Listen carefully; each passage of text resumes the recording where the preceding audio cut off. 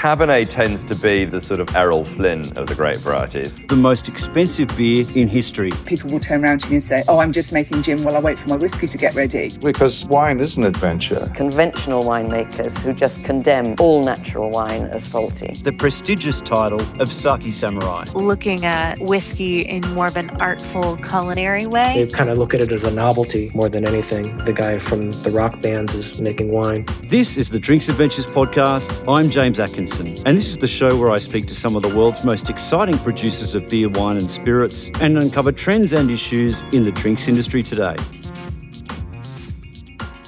Julie Otter founded Otter Craft Distilling with her brother Eduard in 2019.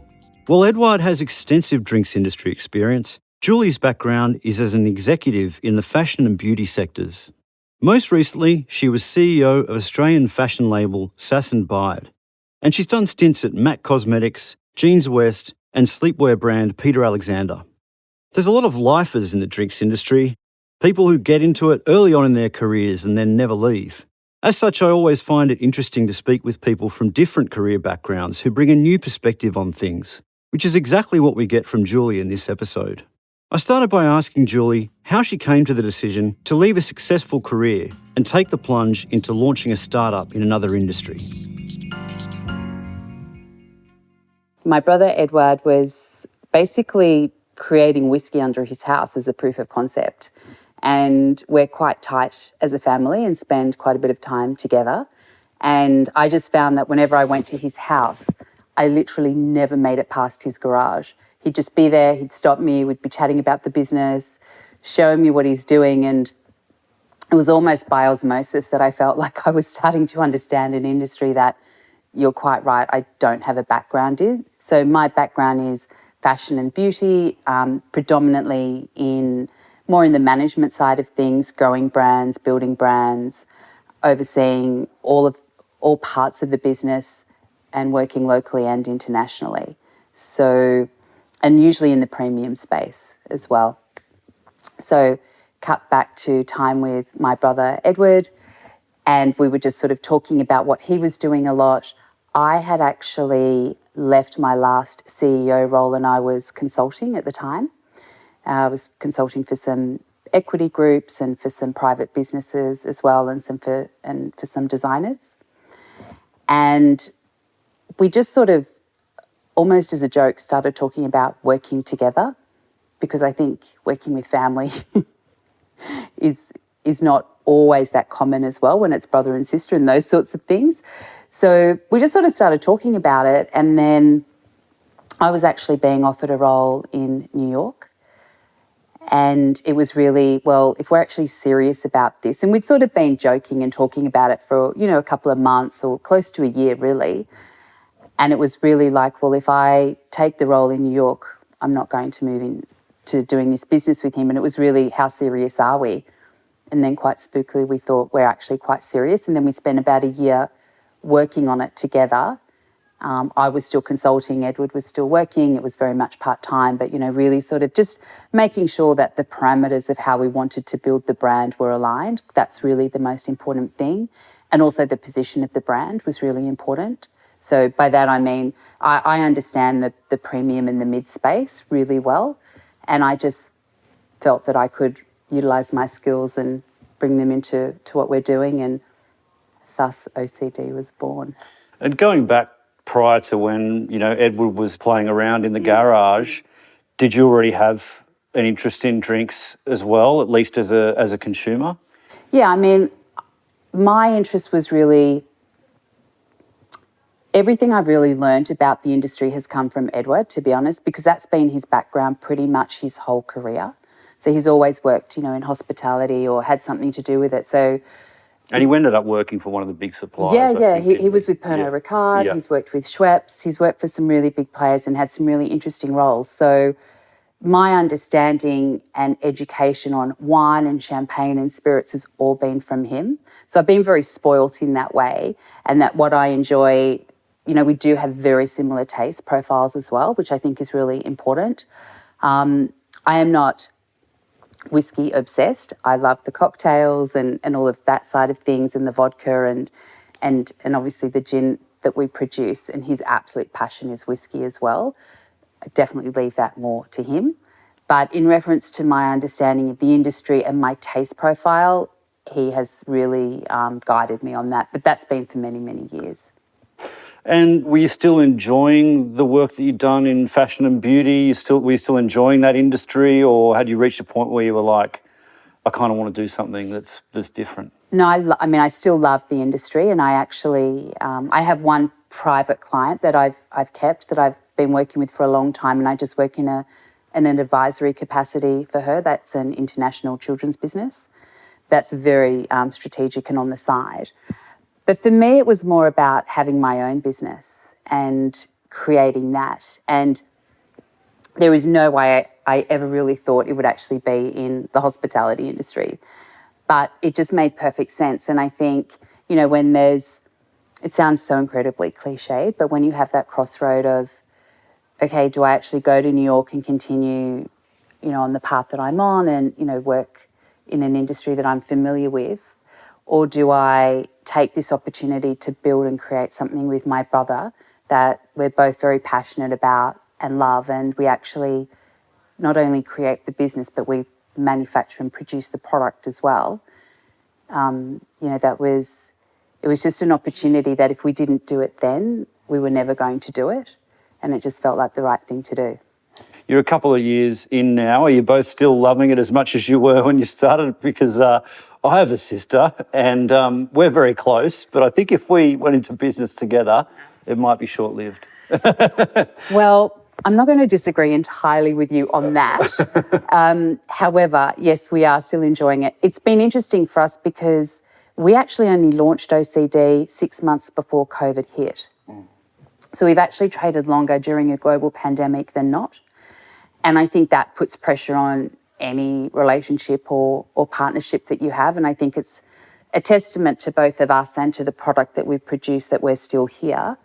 And also that, you know, there's certainly been times where we've had to go, okay, I'm walking around the block or you're walking around the block. You know, those things obviously happen. But all in all, I think our advantage has been that we were brother and sister and that we were able to be so incredibly open and relaxed with each other as we needed to be, having launched a brand so close to a global pandemic. And, you know, sort of jokingly, not jokingly, we kept looking at our risk and mitigation page that we put together for the business going, global pandemic, what do we do? And of course that wasn't there. And just like the rest of the world. I don't think you're Robinson Crusoe there. Yeah. Exactly. And just like the rest of the world, you know, we just had to go, okay, this has happened.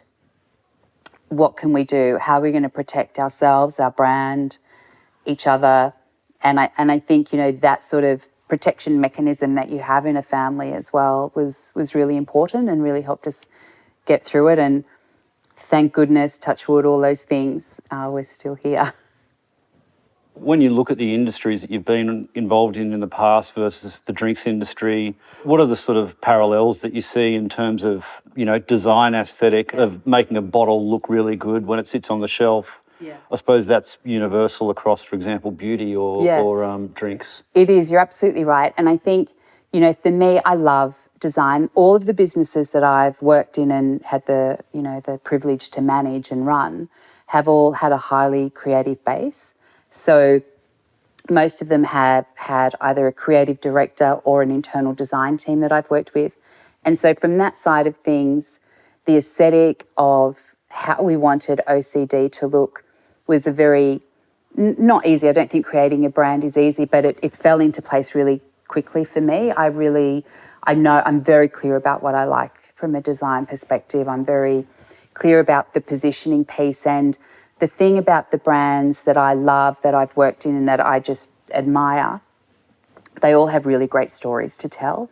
And the thing about OCD is the storytelling part of the brand is really important. And the correlation of businesses that I've run in the past and been a part of and what I love, this is almost the same. It's just a different product. The positioning piece is the same. How I wanted to work to create the design and create the story and the website and how we want to be interacting with people is very, very similar to what I've done in the past. And, you know, this is a brand that we always wanted to have local success with, but also international. So again, that sort of fits into what I've done in the past. And I think, you know, when you look at exactly to your point, and I actually did go and stand in every bottle shop I could find, and I would just stand there for hours on end. I don't know what the staff in those stores used to think about me. I thought somebody at some point is going to put a monitor on me. But I would just stand there and look at all of the labels, all of the boxes, exactly as I would comp shop a fashion retailer or beauty. What were the staff talking about? If I would ask them their favourites, why were they their favourites? What design? Like, I would just ask the staff, what designs do you like in here, or what's working? And I'm sure they thought I was mad, but I didn't really care. And and I would just see what looked great and what I liked and how we could stand out and how our brand that was in my head, how is that going to fit into what I was seeing in the market? Yeah, and what were your observations then about what was already around? I mean, I think it was really interesting for me to see the positioning between local and international, and just sort of looking at that split of products, like what was produced here and what wasn't. And what was exciting to see was that there was a huge appetite, or it felt like there was a really big appetite for locally produced spirits. So that was really exciting. And then just sort of looking at the price points, the packaging, the bottle shapes, all of those sorts of things were really... I already had a clear vision about what we wanted because we'd been talking about it for so long. But then seeing how that would sit comparatively, I guess, gave me a sense of comfort that what we were wanting to do was right in the market and that we would also have a point of difference as well. Julie says that in setting up Otter Craft Distilling, she had some important ethical considerations from her time in the fashion industry. So in fashion, there's obviously a huge amount of focus on making sure that your suppliers are audited and, you know, you pay everyone the right amount of salary and superannuation, and there's no slave labour and, you know, all child labour and all of those things are really important. And I guess the one thing that is really important to me and obviously to my brother, but that's critical with OCD, is knowing all of our suppliers and paying fair trade and just, you know, really respecting the ingredients that they've given to us, no matter how big or small we ever get, and, you know, whether there's global domination or not, or however that looks. If we stay as we are, you need to make sure that the mechanics of that can be scaled correctly, and that, you know, you just are respectful of everybody that's a part of your supply chain and the consumer and your friends. You know, I want to have this in my house and I want to be proud of it. I want, you know, when you're drinking it and your friends and my friends and family, I just want them to know that the experience they're having is a reflection of all of the hard work that we've put in, but that, you know, people were respected along the way for everything that they contributed into that. So you make that choice in fashion, in beauty, and in our industry today. I suppose with the name that you decided to go with, Otter Craft Distilling, you could either go with, you know, the name that you had and play on that, or choose not to. So tell me about the thinking that you kind of had there. So our last name is Otter. Yeah. And it's an Austrian, so we're half Austrian. And it's funny because overseas, if you're in Holland or Austria or, you know, those sorts of countries, it's actually not an unusual name at all. And here it is a little bit more unusual. And we sort of spent our whole lives growing up sort of drawing little otters or saying to people it's otter, like the animal, not otter or otto. And so I guess we were just sort of having a bit of a giggle as well about how we've grown up, what our name is. We always wanted to call out that we were a craft business. That was really important.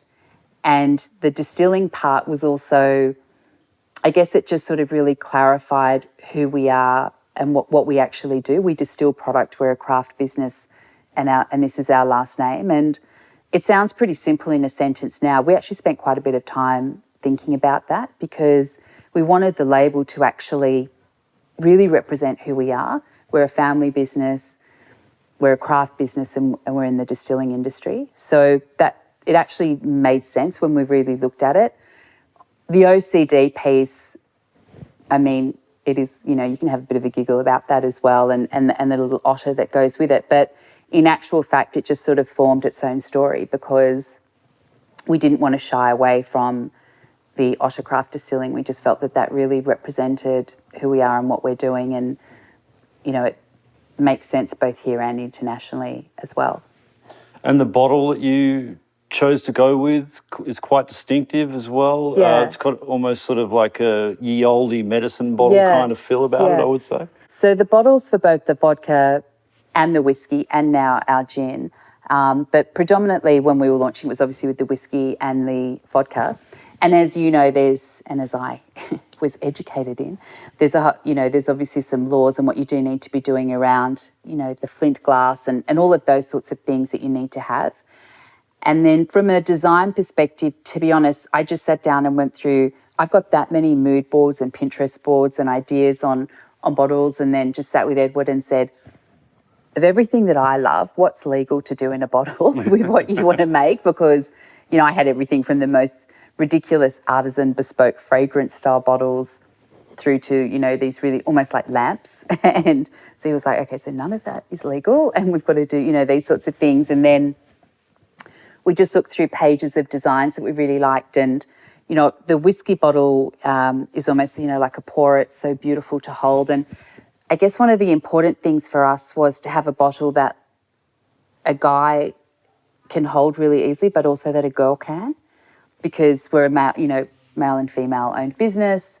You want something that's comfortable for both as well. That was actually really important to us. And I guess from my background as well, you know, when you hold a piece of clothing in particular in your hand, or when you're putting on makeup or something like that, it is actually about how it holds and feels. I think that's really important. I don't know if that's too arty-farty, but no, I think those sorts of things are really, you know, I just think, you know, for me, I was like, I want to be able to hold the bottle and give it to my friends and be really comfortable with it as well. But, you know, we want a guy to be able to hold it and, you know, be able to pour it easily and enjoy it as well. So those sorts of things came into the design, and we did want something that just looked a little bit different. Sure. Now, as you say, Eduard was very much driven by whiskey. Were you, you know, driven by wanting him to create certain products that you enjoy drinking more? Yeah, definitely. I mean, he loves cocktails and vodka as well, and that's why those two were the first. The gin was always going to come, and as you know, we've just recently launched that. But when it's just two people and we're doing pretty much everything in the business together on our own, and there was a few little timing setbacks with COVID. And what we do agree on are the flavour profiles. So with the vodkas, which are all single malt, so those in themselves are quite unique, and it's quite unusual to have a full suite of single malt vodkas. We wanted the flavours to reflect things we both love. So I love citrus. So after the pure vodka, we made the cocoa and the coffee, because we both love cocoa and coffee. Love chocolate, love coffee, love citrus. So we had the lemon drop. I love hibiscus and rose. I love all of those sorts of quite sweet flavours. So then 23 came about in the vodka range. So the flavours really reflect very much. We both have to love those flavours. And particularly with the vodkas, I did say, you've got the whiskey first. This is what, you know, this is what I love. And so those sort of, they reflect what I really like to drink and eat.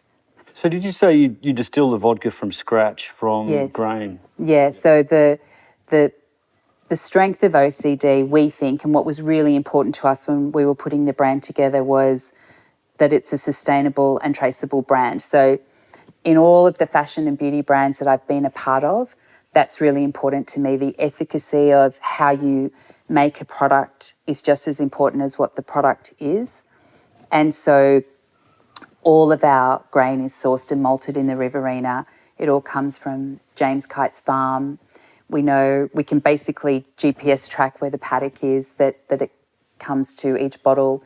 And then the distilling process is exactly the same for the whiskey and the vodka. Obviously, the whiskey is barreled after new make and the vodka is distilled again for a third or fourth time, and then it's either made into, you know, all the different flavour profiles that it's made into, the way in which we then seal the bottles, everything's, you know, got a cork closure. We I loved the idea of having a beautiful embossed ribbon and to hand wax all of the bottles.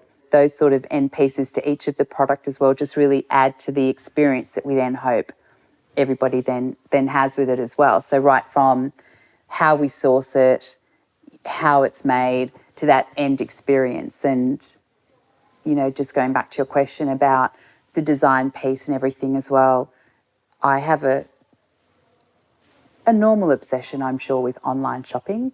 And I think that when you buy a product, you know, how it arrives to you, how you get to open it, how it's packaged is really important. So that was a lot of that you sort of see in our product piece as well around, you know, there's everything is tissue wrapped with a sticker. You know, we box it as beautifully as we can, as you know, it's what we like, and we hope that everybody who buys it likes it as well. So if you buy online or in store or whatever it is, we hope that your experience really reflects all of the care and love that we've put into the product. When you opened your doors, I'm sure you would have assumed from the outset that, you know, cellar door was going to be very important. And in fact, I've been and visited right before COVID happened. What did that mean for you from a distribution point of view of how to reach people and get your products out there without really having a cellar door for that period? That was really tough because having launched so close to COVID, the plan that we had was really about going into venues first, launching online. So we had our website, thank goodness, going into venues and letting people just understand who we are a little bit on that side of things before really going into the bottle shops, which felt like a really great plan at the time. And then obviously with COVID, we weren't in very many bottle shops at all. And obviously they didn't want to hear from a new brand at that time. And we couldn't have people in. And we didn't have a really big database because we'd only just launched and all the venues we were in closed. So there was a few little question marks about how we were going to do this. And I guess, so we did two things. We started to produce hand sanitizer, which we still make today. And that was a different stream and a different avenue of people to talk to. And we were selling that to schools that were still open, to the police and those sorts of things. So one way or another, the name was still there a little bit. We were also working really hard to maintain all of the relationships that we had started to have. So for us, that was really about, and we didn't sell a lot of alcohol. We didn't sell alcohol for a few months, to be honest. Like there was nowhere to sell it to. We had some small online sales happening, which was really fantastic. And then we worked really hard on growing our Instagram following and Facebook and letting people know about that. And then slowly we started to see some online sales dripping through with that, which was fantastic. The hand sanitizer got us through, which was great. And we made that to World Health Organization standards because we thought, well, if we're going to do it, we'll do it in a way that we can keep going with it, even after COVID if we need to. And so we still sell that today.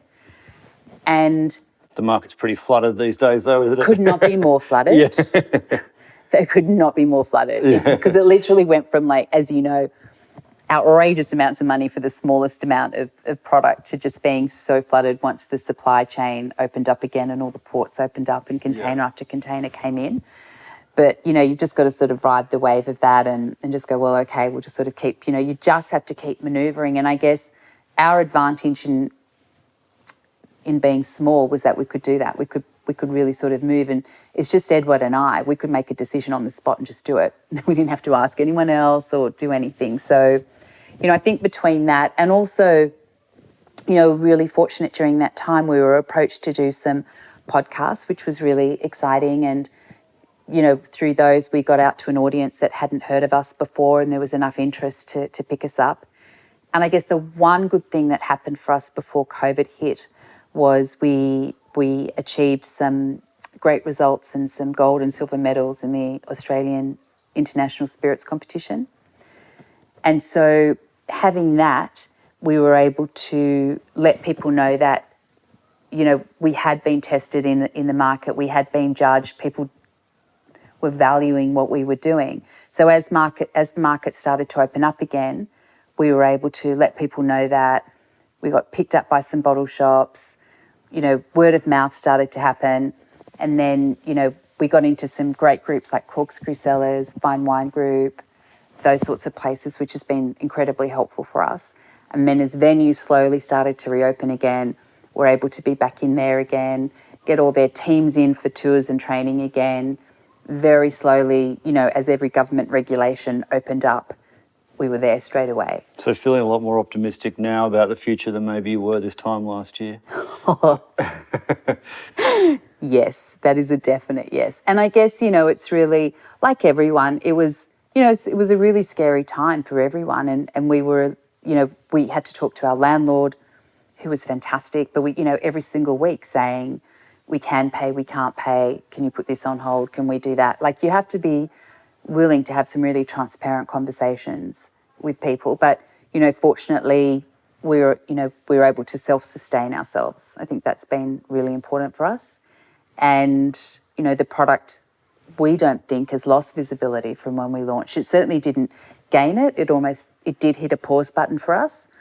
But I think people really appreciated, the work that had gone into producing OCD, and they do want to support us. And, we maintained those relationships, and, we were able to launch our gin just before Easter.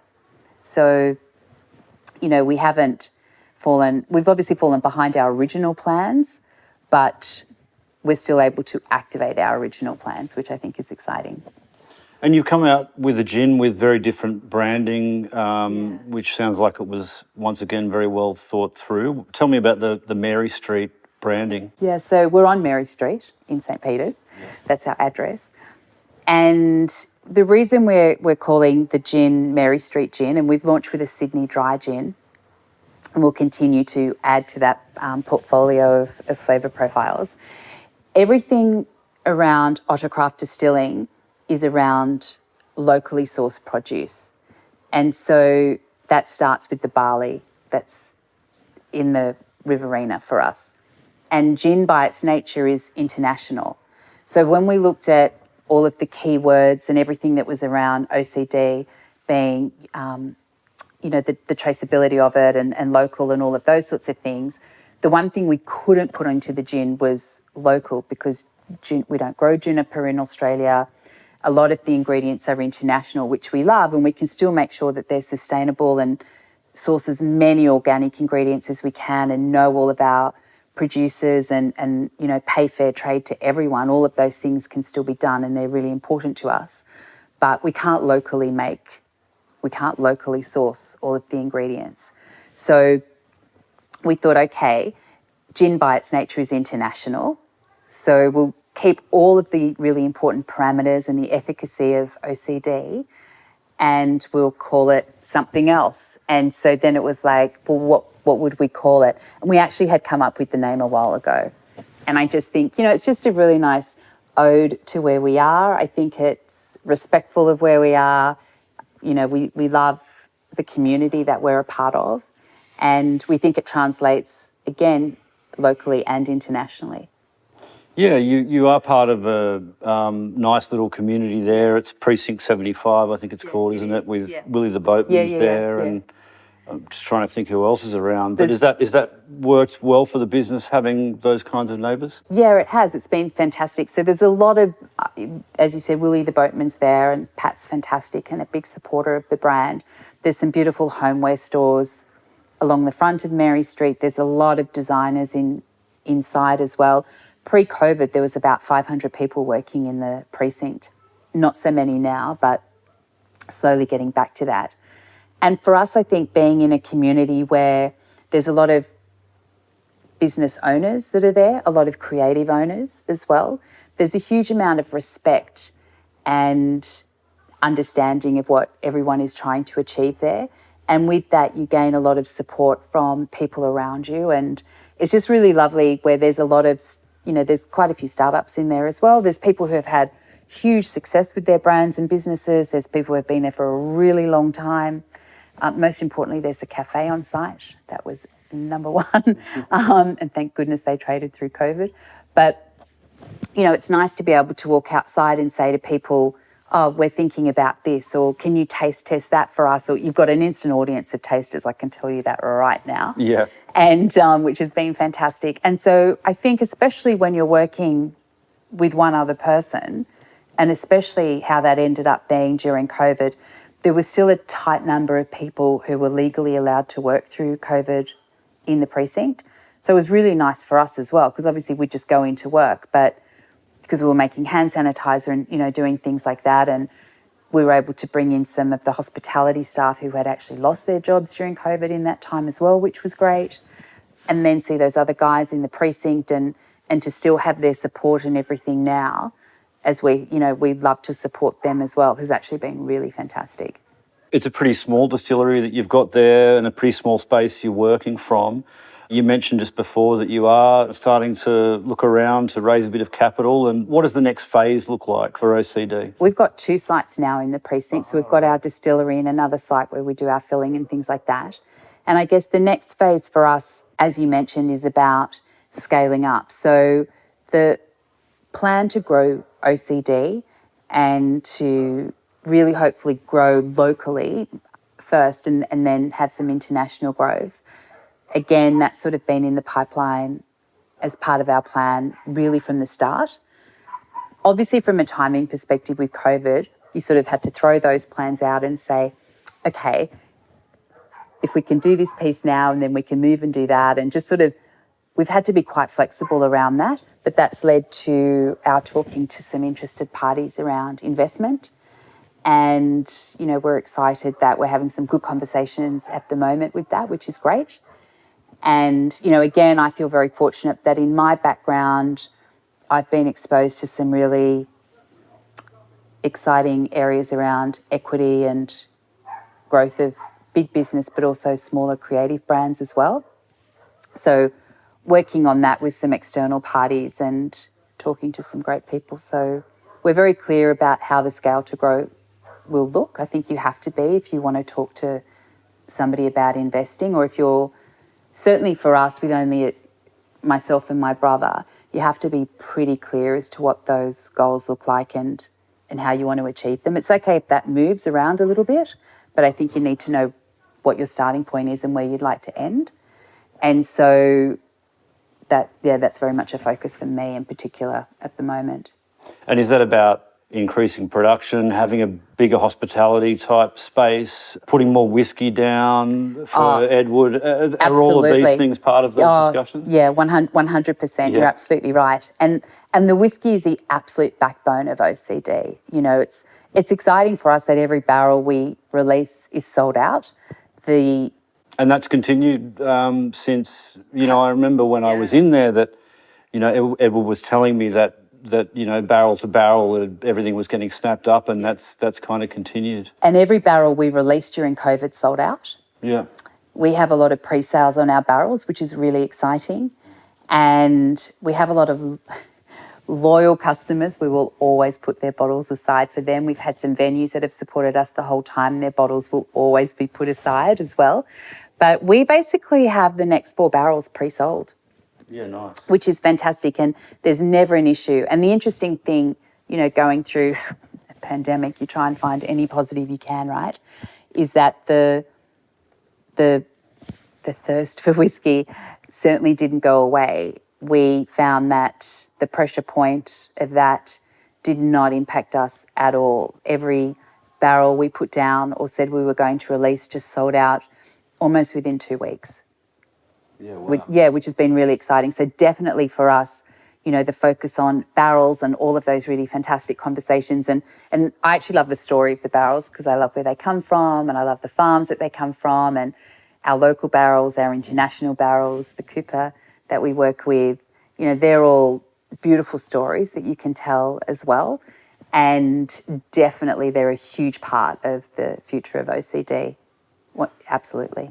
Have any of the other products that you've released really kind of surprised you with the sort of, you know, market demand that you've seen for them? Yeah, I mean, I guess what surprised me is I thought there would, so in reference to the vodkas, I thought with the number of flavour profiles that we have, there'd be a clear winner. I thought, something's going to absolutely stand out.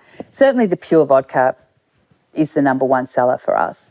But I thought, maybe the others would be so much less, or there would just be some obvious differences between them from a sales perspective. But interestingly enough, they all sell quite evenly. Certainly to different venues. Not every venue buys the same flavour profile set. They all tend to buy different ones. But when you look at the total amount that's sold, it's really quite even. And I think, one thing that did make me laugh a little bit was our gold leaf vodka. So that's just, I just said to Edward, I think it'd be hilarious if we did a gold leaf vodka because I love gold and it'll look like a snow globe. And we did it as a bit of a giggle. It's a full sheet of 24 carat edible gold leaf. And it goes into our pure vodka. So it tastes exactly, obviously, like pure vodka, but we dip it in gold and it looks quite special. And that has sold so well. Has it? That has been amazing. Don't underestimate the power of a gimmick. Do not underestimate that. And I think, because we have a laser etching machine in-house, so we can personalise anything. So a lot of people love it and they buy them for weddings and birthdays and gifts, and then we can put your name on it and little messages on the back, and we do all of that sort of stuff for free. And again, that's just another, I think that's a beautiful touch point. It's like, again, going back to my fashion and beauty background, that level of personalisation and touch point on your products, people really love and appreciate. So we wanted to continue to do that here. So we do that and people really love it. But interestingly enough, also going back to your question, our gin has had a huge success from its launch only a few weeks ago. So we've been so grateful and appreciative of that. That's been really exciting for us. Well, Julie, thanks so much for joining us for a chat. Thank you so much for having me. It's been fantastic. The Drinks Adventures podcast is produced by me, James Atkinson, with additional production and mixing by Dave Robertson. You can find complete transcripts, links and other information on the show at drinksadventures.com.au.